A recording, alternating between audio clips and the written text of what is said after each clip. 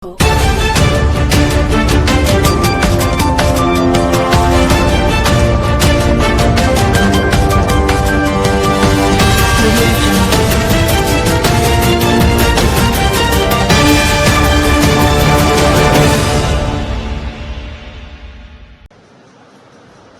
એટલે 30મી મે તુરખેડા ગામમાં એક કંપની જે સર્વે કરવા આવી હતી, આ એ જ કંપની છે જેમાં બીજેપીના જે ઠગ મંત્રી, ઠગ એમએલએસ અને એક્સ એમપીઝ ઠગ જે આવીને અહીંયા જનતાને આડીને કહેતા હતા કે અહીંયા કોઈ પ્રોજેક્ટ આવવાનું નથી, અહીંયા કોઈ વિસ્થાપિત થવાનું નથી, પણ હકીકત તમારા સામે છે।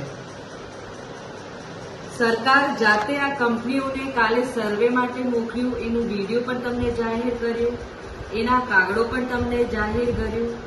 તો હું જનતાને કહેવા માંગુ છું, યાદ છે અમે કહેતા હતા કે झूठ બોલે કૌવા કાટે, અને આ ઠગ મંત્રીઓ આવીને તમને જે વાદો કરેલો એ બધું ખોટું નીકળ્યું। તો આ ભૂલ થતા આપણાથી રહી ગઈ। અગર એ લોકો તમે એમને જીતાડી દેતા તો આજે તમારું ઘર તોડી નાખતા, પણ તમે અમને સહકાર આપ્યું, અમને મોકો આપ્યું, અને પાછું તો પણ આ હિંમત કરીને સરકાર હવે તેમની ખીચ કાઢવા માટે એમના કંપનીઓને સર્વે માટે મોકલે છે, ખાણ ખનીજ માટે મોકલે છે, હાઇડ્રો પ્રોજેક્ટ માટે મોકલે છે, ના ત્યાંના ગ્રામજનોના જે ચૂંટાયેલા સભ્યો છે એને માન આપે છે। તો આના વિરુદ્ધ આપણે કાયદેસરની એક કાર્યવાહી કરવાની છે।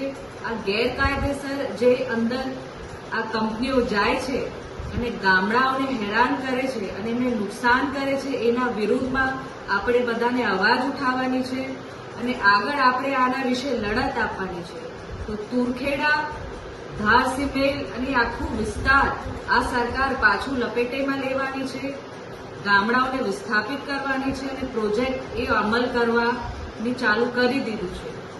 તો હું સરકારને કહેવા માંગુ છું કે અમારા આદિવાસીઓની તમે જમીન છીનવાનું બંધ કરો, આ પ્રોજેક્ટો બંધ કરો। આ પ્રોજેક્ટો ફક્ત તમે ઉદ્યોગપતિને ફાયદો પહોંચાડવા માટે કરો છો, આ કોઈ આમ જનતાને ફાયદો થવાનું નથી ને અમારા આદિવાસી સમાજને આ ફાયદો થવાનો છે।